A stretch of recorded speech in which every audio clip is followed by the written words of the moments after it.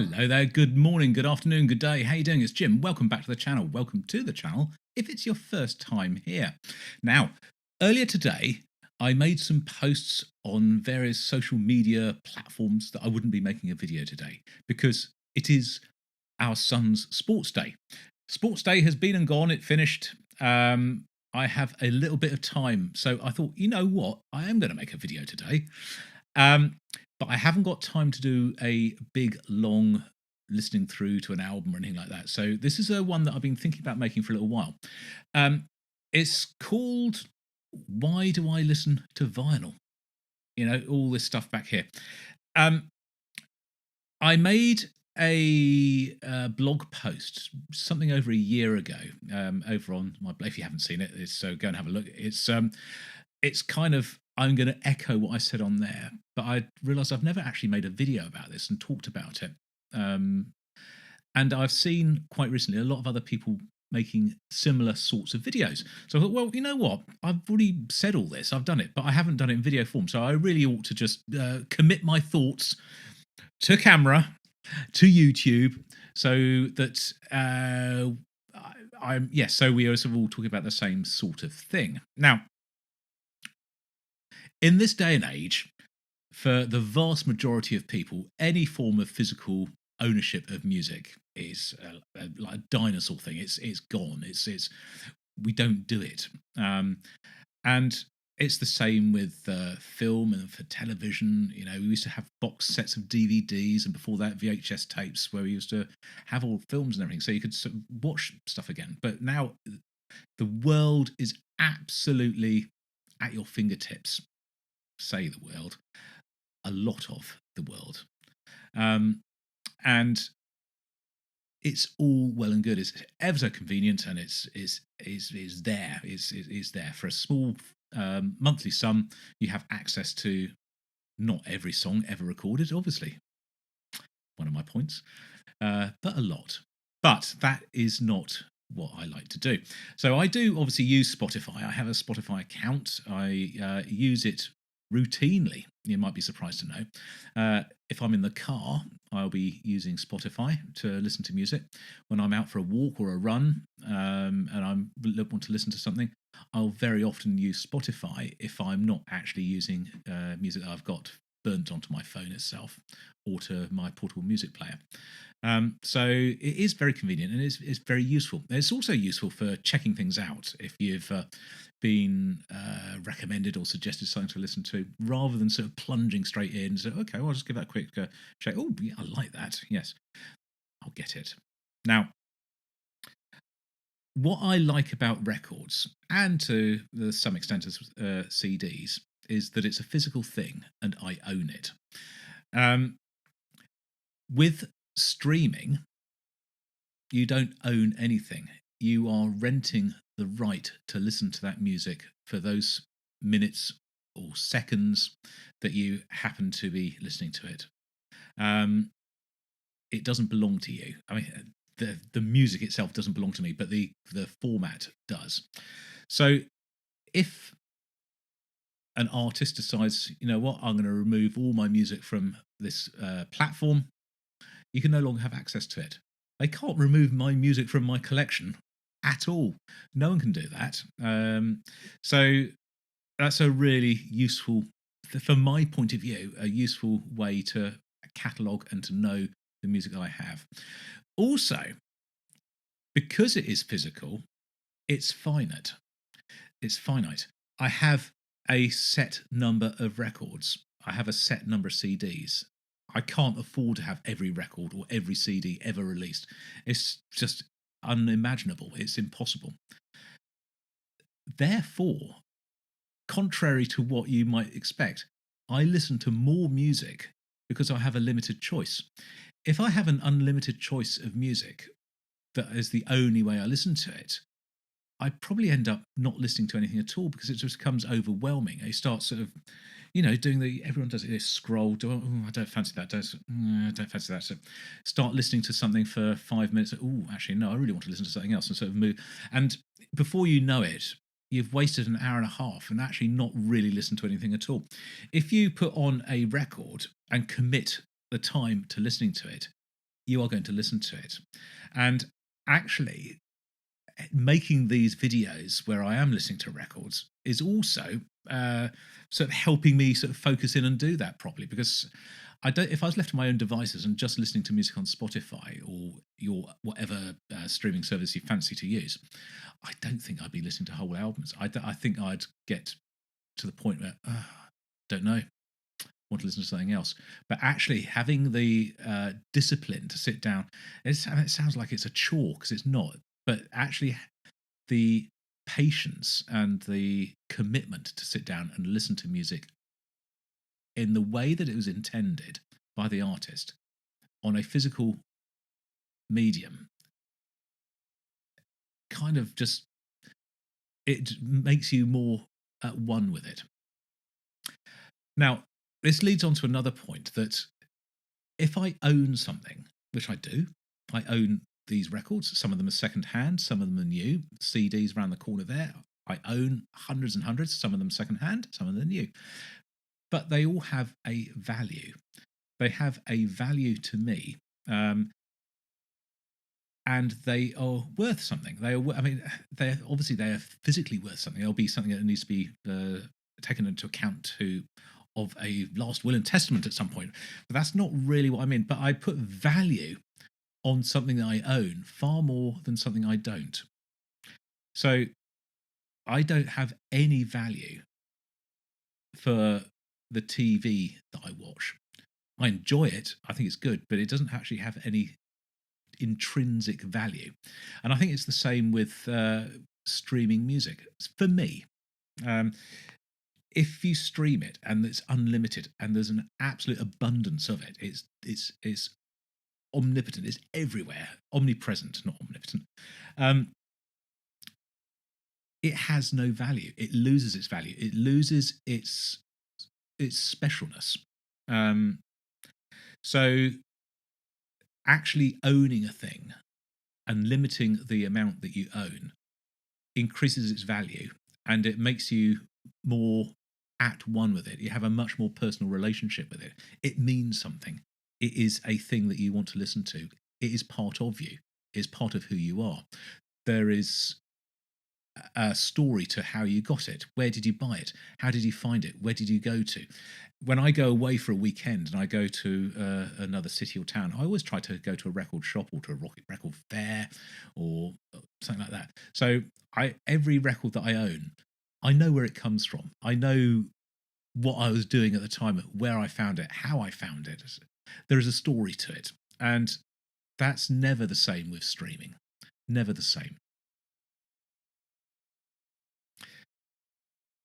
There is an argument by pure audiophiles and also by casual listeners as well that records are noisy.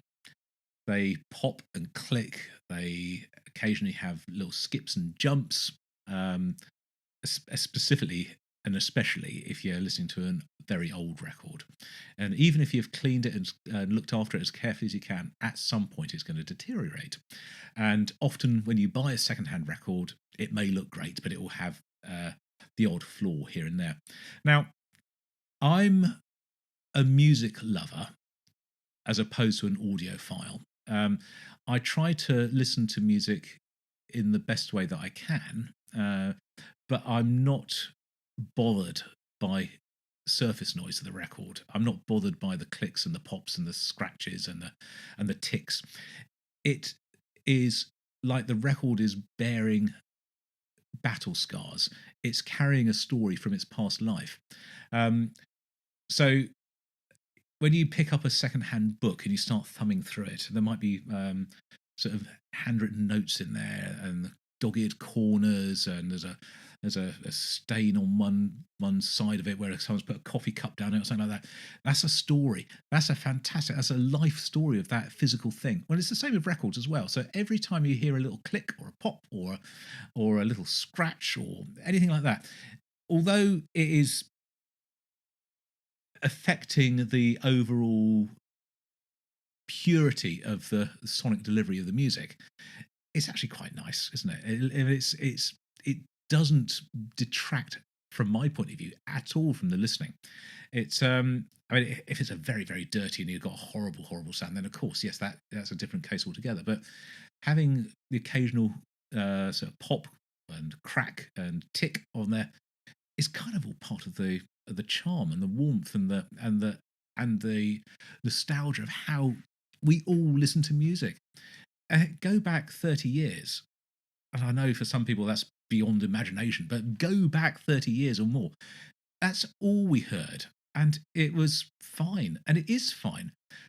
If you listen to the radio, if you haven't got headphones plugged straight into your brain and you're listening to music any other way, you'll hear birds song outside. You'll hear an aeroplane. You'll hear a lorry go past on the road. You'll hear noise. Life has noise, and the fact that there is noise on a record doesn't detract. It's all part of it. And I saw a quote on someone else's video, and I can't remember who it is. So if this is your video, what I'm saying is on your video, then say so, because I'm not meaning to pinch it. But I saw this and I can't find it now. But there's a quote by John Peel, who was a very famous DJ in the UK, about why he collects records. And someone said to him, "But records got surface noise," and he turned to them, "Yeah, life has got surface noise." And I thought, oh, that's such a great quote. And I have heard that before, but I saw it a day or two ago, and I thought, oh, yeah, I like that. I really like that. There's also something about records that you cannot have with a digital download or a stream, and it's collectibility. We are human, and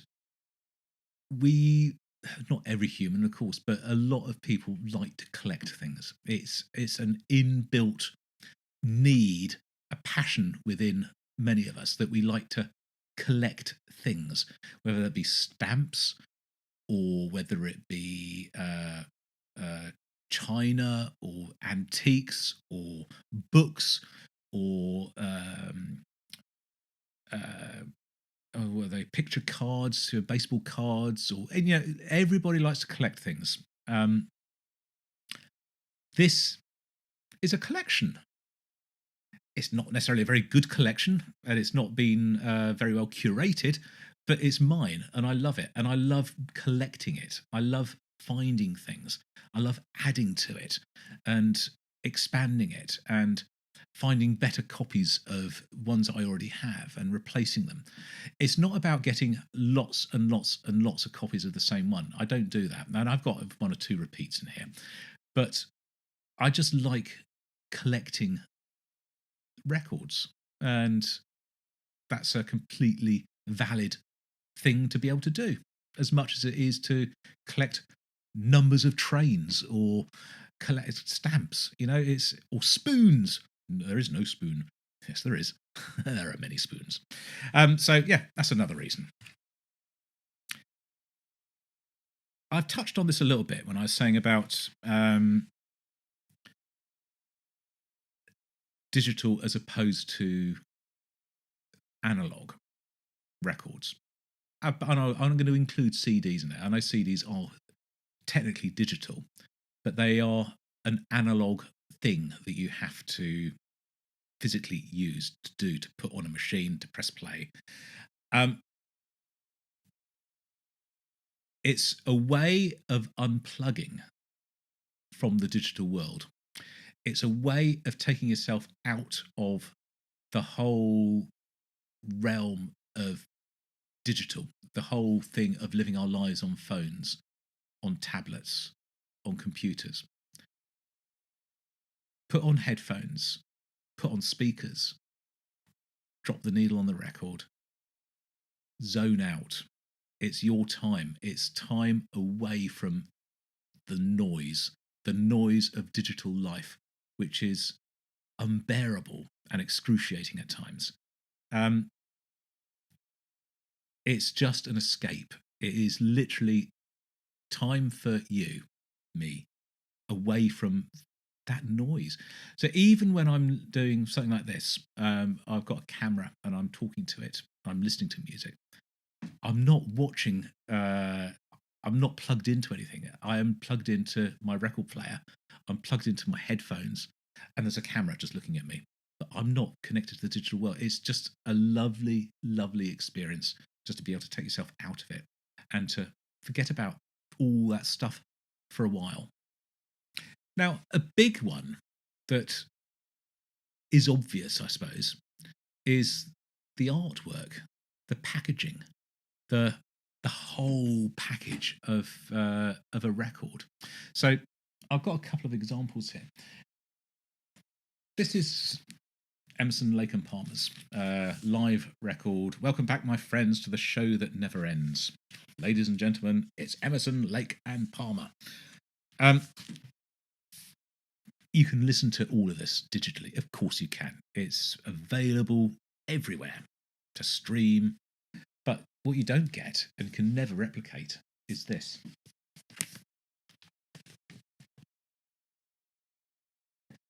You can never replicate the packaging, the creativity of packaging an item like this, where you have 3 records housed within this sort of giant ELP. Get that round like that. So each of the letters is the is what's holding the record in. That's an old example. A much more modern one is this. This is the Ocean Phanerozoic 1. It's a fantastic, amazing piece of packaging. You see me through there. It's a thing. Look, it's the cutout of the thing. So you've got the picture behind. You've got the record within them, and even records themselves have been modified. So beyond just having sort of coloured discs or picture discs, there is all sorts of stuff going on with them. But it's just, again, it's part of drawing you into a more inclusive, a more wholesome place, being closer to the music, being closer to the overall package, the being at one with what the artist was really intending. Another example, well, there's going to be 2 actually, from my favourite artist. This is Iron Maiden. This is Live After Death. Again, of course it's available everywhere. Absolutely it is. But you don't get this.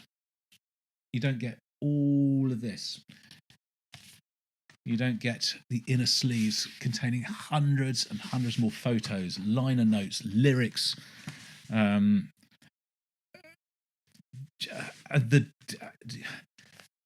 picture like that, you need to see up close. You need to be able to see it. You look at that as a thumbnail on a phone. It doesn't have that impact. It doesn't have any impact at all. It's a thumbnail. It's like a thumbnail for a YouTube video or something. It's kind of it's pointless. It's all it is just a picture so you can identify what it is. Another example from the same band would be this. This is Caught Somewhere in Time, which to my mind is one of the most intricate, involved and detailed pieces of art for a record that I've kind of ever seen. I mean, it's amazing. I mean, I could do an entire episode on this album cover. There are hundreds of Easter eggs all over it. You look at a thumbnail that big, you can't see any of that. You're not going to find anything for that. And again, the packaging, you got photos, you got lyrics, you got all the stuff that you really want. When you listen to a record, you live with the physical thing. You pour over all the notes, all the lyrics, all the pictures. It's all part of it. Something you do not get with digital, and it can never be replicated digitally. There is an argument to be said about the quality of sound. Now, forgetting about the ticks, the pops and the clicks and the crackles, old records were mastered and mixed. Sorry, old recordings were mastered and mixed for vinyl to make them sound good on vinyl. And the dynamic range on a vinyl record is greater than some very modern remastered versions of the same thing. So if you listen to a 1970s record of, say, Foxtrot by Genesis or or Yes or something like that, it is likely to sound richer and better through a hi-fi playing an old record than it is from a late 1990s or early 2000s digital remaster. Because where these tracks and albums are remastered, they tend to make them louder. And in order to make them louder, they reduce the dynamic range of what you're listening to. So the quiet bits are louder and the loud bits are quieter, then everything is just taken up a bit. So I find that records are quieter. You just have to turn them up a bit. It's easy, isn't it? You've got a volume knob, just turn them up, and the range of what you hear, the dynamics, are far more revealing. You hear far more detail potentially in an old analog recording from the early 1970s than you would from a digital remaster from the 2000s. That's an opinion. I don't know, for example, I just said those Yes and Genesis. I don't actually know that's true with those particular recordings, but it is an absolute truism for a lot of those 70s recordings when they were re-released. I have always owned records. It's the first way I ever experienced music. So that I have records is not a surprise. It's not something I ever got rid of. I have got rid of some over the years, but I've always retained a record collection. It's ever since I was about 8 or 9 years old. I had my first record. Then I added to it very, very slowly over the years. And it's got to the point now where I have many hundreds and hundreds of records. I'd never get rid of them. It's part of me. It's part of my life. It's the story of my life in many ways, because I have every step along the way I have bought records and owned them. So I said that before about sort of it being close to me, because they are things that I went out to shops and bought, and I know exactly where I bought them from. But of course, it's true. It is a document of my life. These records, these CDs, it's just a record of my life, where I was, what I was doing, who I was with, when I was doing it, what I was listening to, all that stuff. When it comes to new records and CDs, buying physical media supports the artist in more ways than downloading or streaming music does. You'd have to stream thousands and thousands and thousands of times to recoup the cost of one physical album sale. So in my mind, if I want to support an artist I really like, which is most of the ones, and of course I'm gonna reward them by saying, I value your music. I will give you £20 for the music that you have bestowed upon the world, because I think you are worth it. Here is £20 of my money for you. Thank you. Whereas if I stream it, they'd be lucky to get 15p. And where's the fairness in that? It's not. And I that's my philosophy on that. Obviously, T-shirts and other merch is useful as well, but for a band to sell physical items, artists, that's a great way for them to be able to recoup costs and to keep themselves going, to be able to make a living of what they're doing. You only have to see what the bloke who's in charge of Spotify, I can't remember his name, who said a week or two ago that content is valueless. It costs nothing to make. I don't know where he got that from. I mean, he could be talking about AI. It is. I mean, that's true. But you think about the thousands and thousands of hours that artists have gone into learning to play their instruments, to honing their craft, to practicing playing live, to putting bands together, to writing songs, to actually physically sit down or stand up, depending on where you do it, in a studio and record this music. That's not free, and it's their living. They want to keep on doing this. They want to be able to do this as a full-time career, because what they are giving the world is enriching, and I want them to carry on doing it. So of course I'm going to try and contribute to their career. And I guess the very final thing to say why I think listening to music physically, specifically vinyl, is important to me. It's nostalgia. It's nostalgia. It takes me back. It reminds me of being 15. Sitting in a friend's room, the only way we'd listen to music, we share music with each other, was by listening to records with each other. Go around to people's houses. You'd sit there, put on a record, eat a packet of crisps, drink a cup of tea, and listen to the record together. And listening to music this way, although not the most important thing, is a way for me to reconnect with 15-year-old Jim, because he listened to music like this and I miss him. And this is how I find him. I hope you've enjoyed this video, and I'll see you on the next one, whenever and whatever that is. Until then, this is Jim, over and out.